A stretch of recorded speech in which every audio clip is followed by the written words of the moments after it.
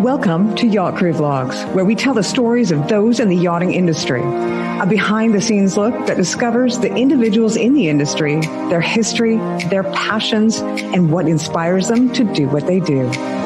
Hi, everyone, and welcome to another edition of Yacht Crew Vlogs right here on Yachting International Radio. My name is Rhea. I am your host, and I'm very pleased to welcome my next guest, Erica Lake from L Crew Co. How are you?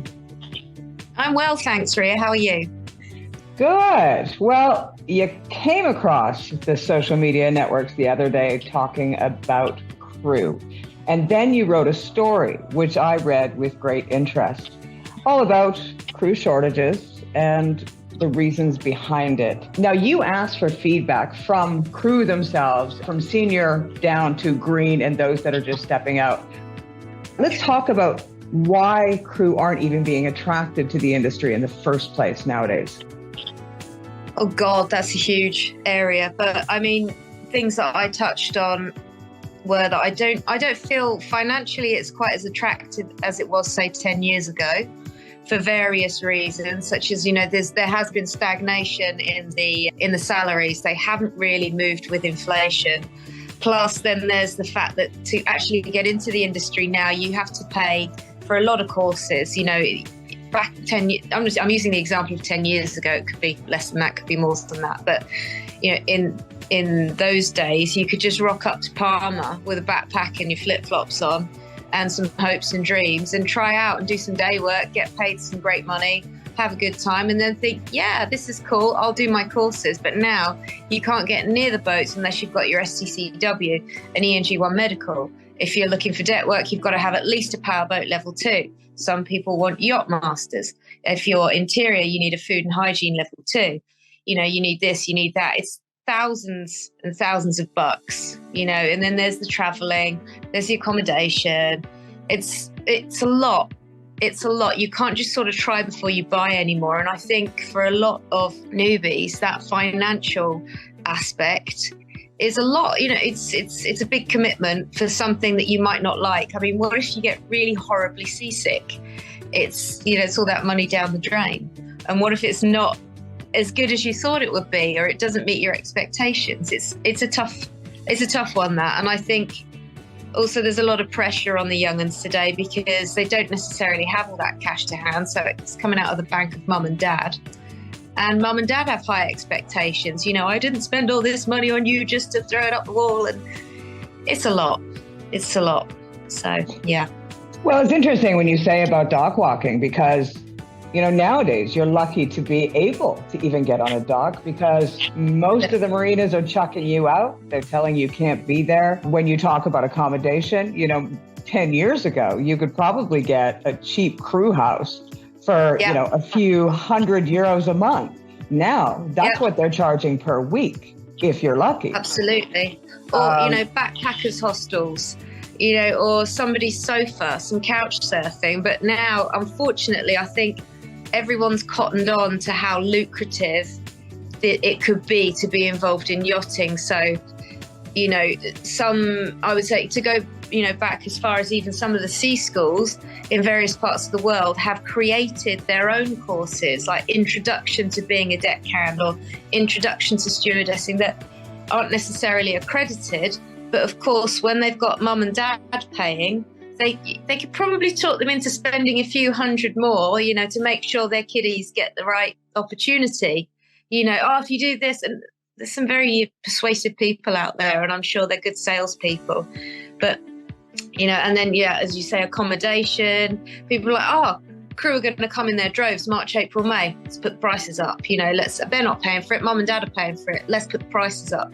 And in that, you know, obviously not everyone's that unscrupulous, but you've even got to look at airline travel. There's no such thing as a cheap flight anymore.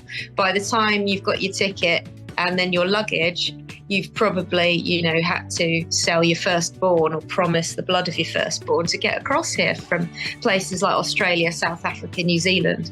You know, to actually get here now from the Southern Hemisphere, it's just such a vast investment. Whereas, say, 10 years ago, there were cheap flights. They had backpacker flights and backpacker deals, but all that's just, you know, it's long gone now. It's long gone, sadly. Well, I would imagine just it would cost you probably about 20,000 euros just to get yourself from wherever you want to be to the closest area where you can do your dock walking or tryout, which includes your tickets. Yeah. And then what happens if you stay the month, you don't get work, and you go home? That's 20 grand gone.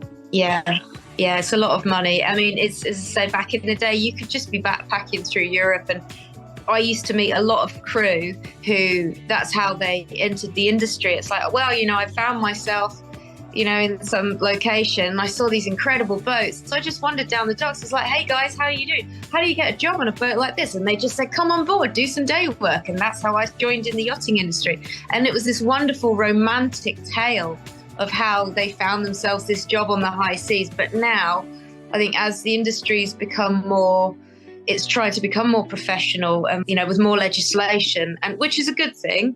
Unfortunately, there's the negative side, which means that, it's the financial implications for starting out. I mean, we don't have anything like apprenticeships like they do in the merchant sector or in the commercial sector. There's no sort of opportunity for newbies to come in and say, right, you're going to do a deckhand apprenticeship with us. And, whilst you spend your 3 years with us, we'll work you up to get your powerboat level 2 and your yacht master, and we'll ensure you have all these skills. There's nothing like that in our industry yet. And, that could well be a good idea, to implement something like that in the future.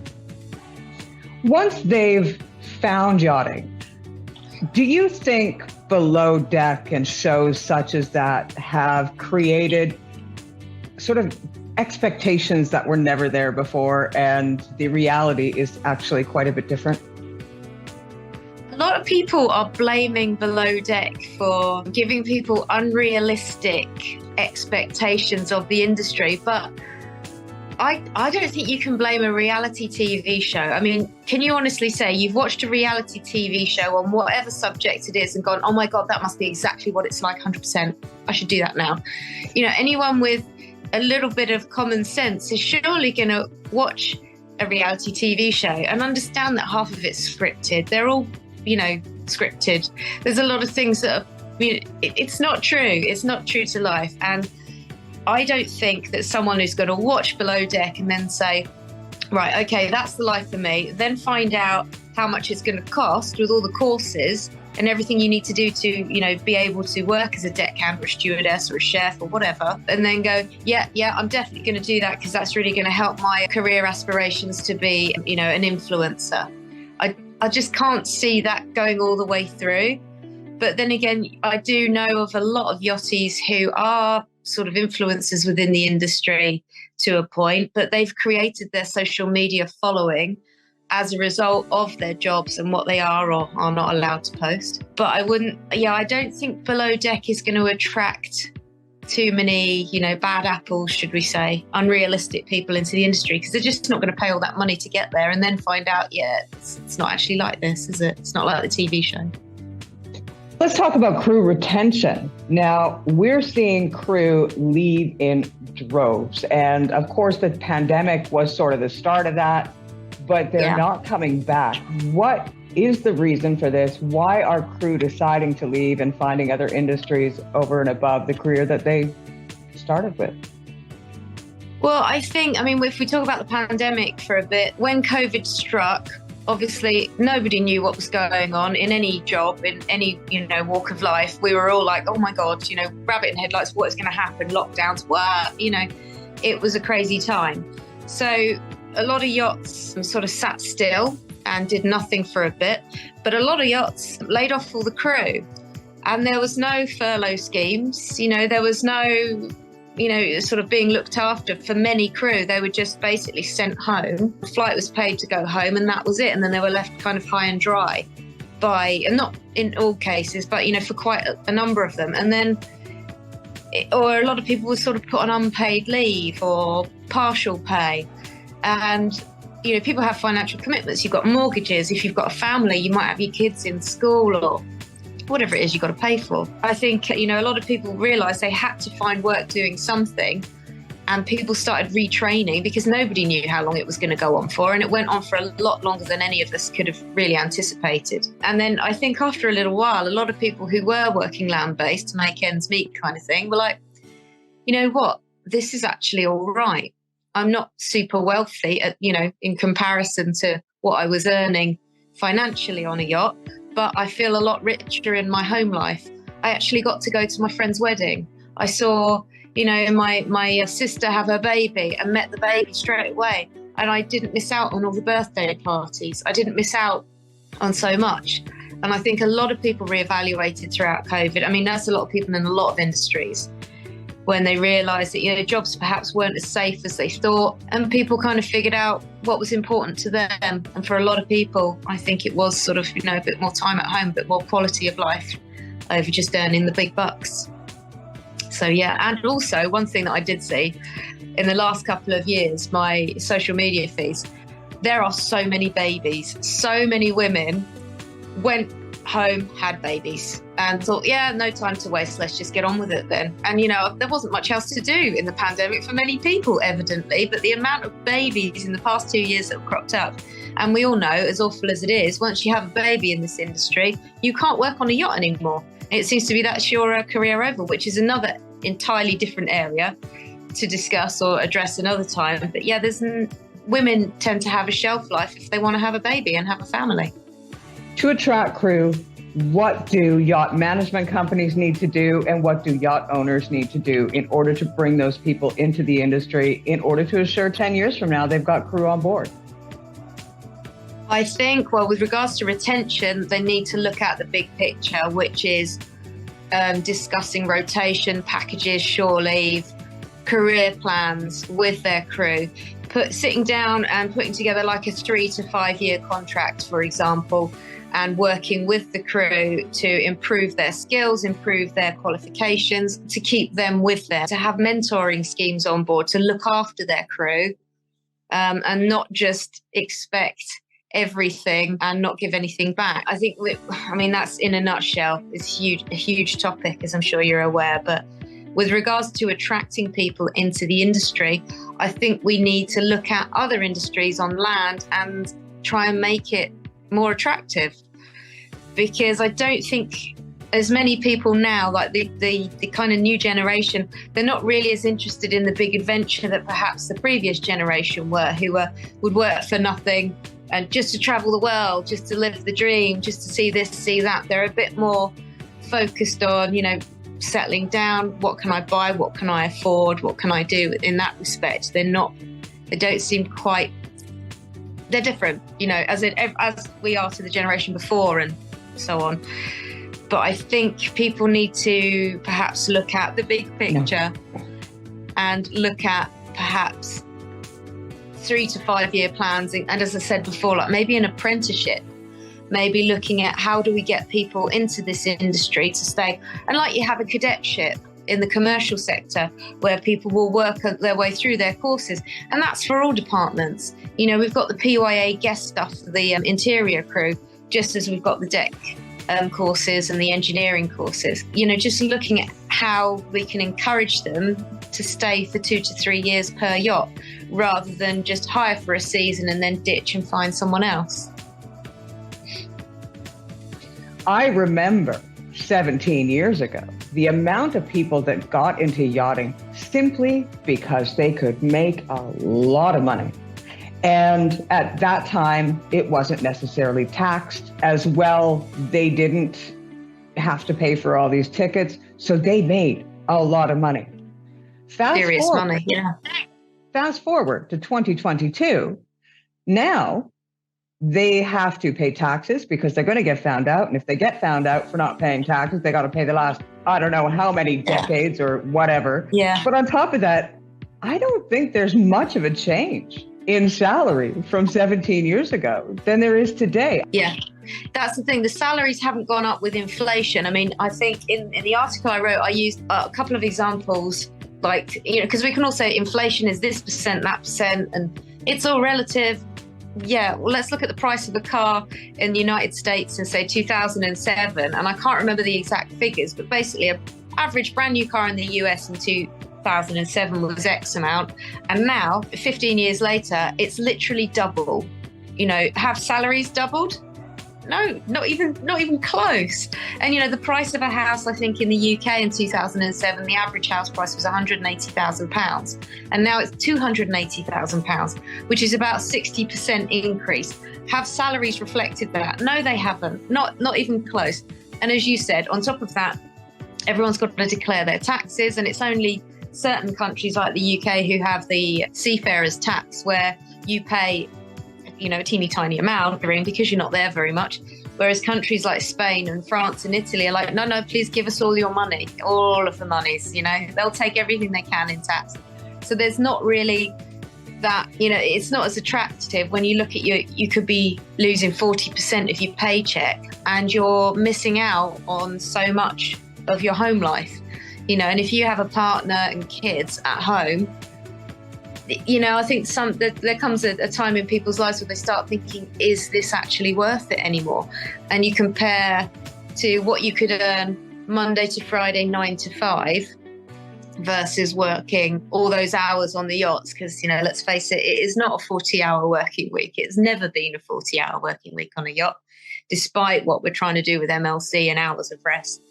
It's always going to be working above and beyond. And, if you calculate your hourly rate based on what you've worked in the season, I would recommend people don't do that, because it's heartbreaking. It's like, dear God, what are we doing here? But we've got to make it more financially attractive. If that's, maybe it's more bonus schemes to get people to stay on the boats longer, another end of season bonus and then a 13th month or something like that.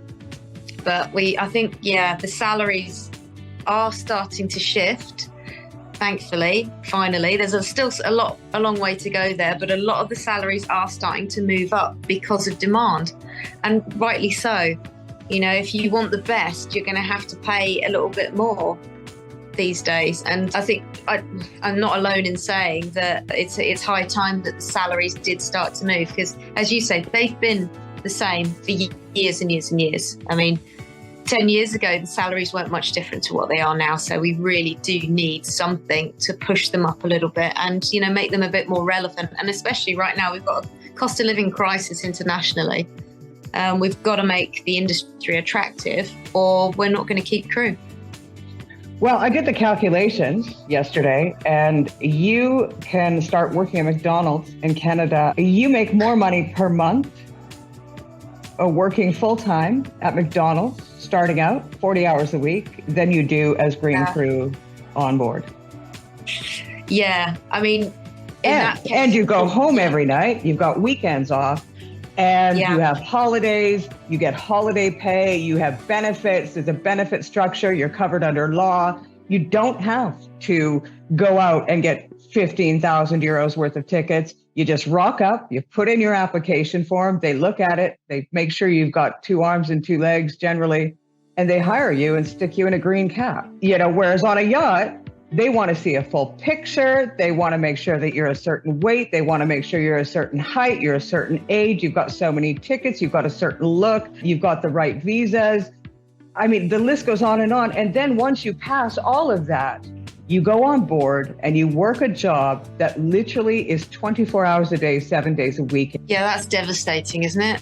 Yeah. That is absolutely devastating when you drill down and look at the numbers and you put it like that. I mean, this is a huge, huge problem.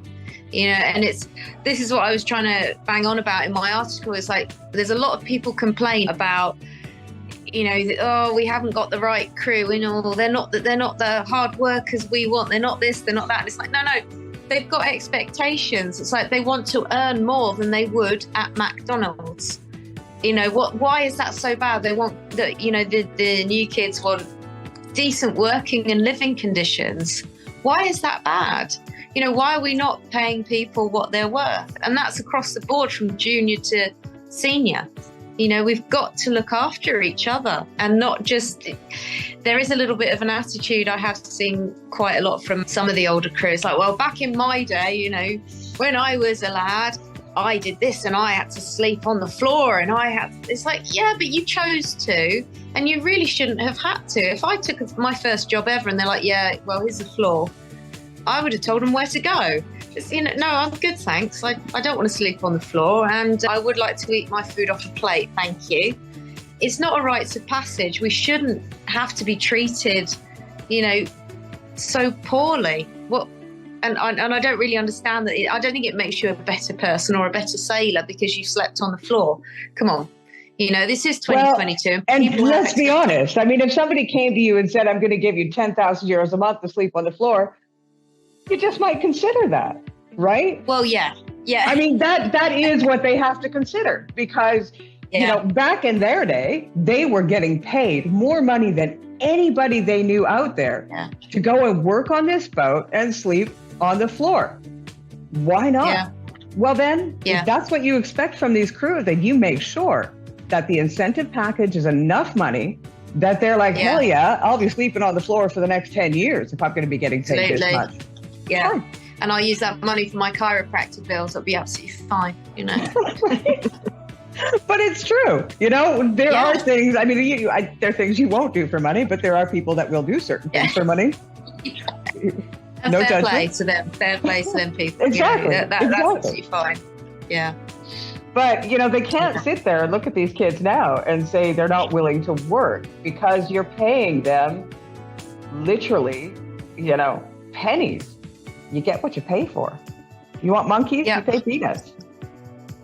Well, that's it. And, if I've heard people say, well, what about, when I worked on this and on shore, when I was, I don't know, even like an architect's assistant, I worked for peanuts. It's like, yeah, but they spent a great deal of time training you and mentoring you. So if that's something they can offer instead of, or as well as, a decent living wage, but I think the senior crew do have to accept responsibility for the training. We have to train them.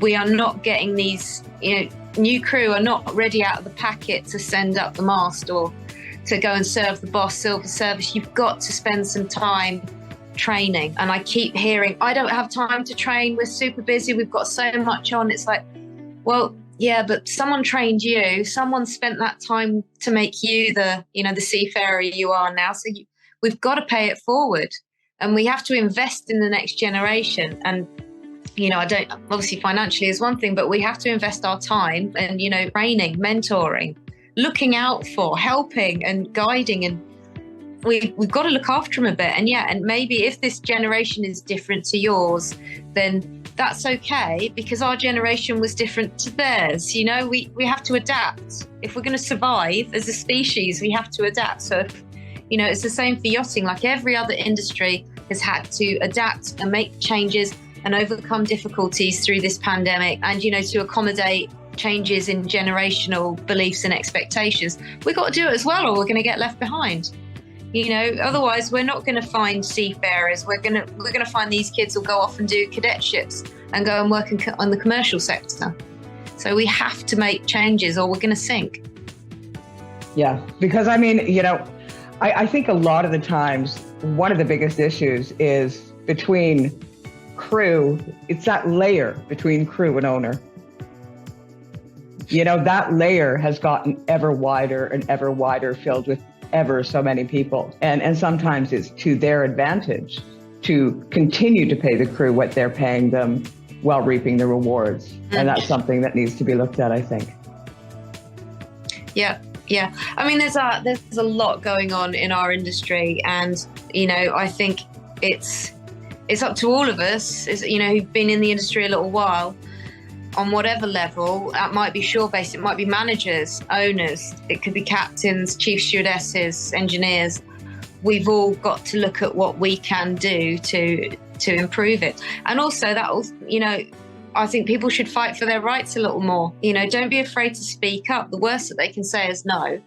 If you want rotation or if you want, a salary increase, ask for it. There's enough jobs out there. There are enough jobs out there right now for everyone, for people not to struggle or to suffer or to be in a position that makes them unhappy. So. Well, if they want to read your article in its entirety, because I would recommend it, it is stock full of some really valuable information and a few controversial, hard to swallow points. But you know what? That's what makes us grow. Where can they find that article? It's in the last edition of On Board magazine, the French published yachting magazine. And it's also on my website on elcrewco.com and my other website, ericalay.com. So it's all on there. It's all linked. It's everywhere. But yeah, I mean, overall, the feedback I got from the article was super positive. And a lot of people said, it gave them a lot to think about. I did have a couple of captains come back to me and say after reading it, they've had a good think and they've hired inexperienced crew with view to training them up, which gave me all the warm and fuzzy feelings. Because if I can make just a little bit of change, it makes it all worthwhile. I did have a couple of negative posts about it, but one was from a guy on Palmer Yacht Crew who doesn't even use his real name. So I suspect he's a troll. He was just looking for trouble. So, I didn't worry about that one. And another one was from a captain who, bless his heart, he only works a few months a year and then he's on full pay on holiday for the rest of it. So, again, I don't think crew training is really on his radar. Fair play to him, but, This applies to on land too. I mean, you're seeing these corporations hiring for whatever position it is, and you have to have loads of experience, and it's an internship. Yeah. How does that work? We're going to offer you, we're going to take you on. It's going to be free labor because we're such an amazing company, and we're going to train you how to work within our company. But you should have invested at least 200,000 euros in your own career first. Yeah. And they wonder why the new generations can't afford to buy houses. It's like, have you seen the size of their student debt? It's incredible. It is incredible. Yeah. But those sort of companies now are getting laughed at a lot. And the good ones have recognized and have realized that if we want good people, we're going to pay them. We can afford to pay them. So let's look after our employees and then they'll look after us. And, hopefully that will come across in the yachting industry as well soon. Well, fingers crossed. I would recommend everybody check it out, no matter what stage of career you are within the yachting industry, and whether it be land-based or you are one of those sailors that is looking to either up your career, fix your career, or change career, and captains in yacht management. Anyway, Erica, I want to say thank you for your time. Thank you so much, Rhea. Always a pleasure. This has been Erica Lay with El Crew Co. My name is Rhea. I have been your host. We'll see you again next time.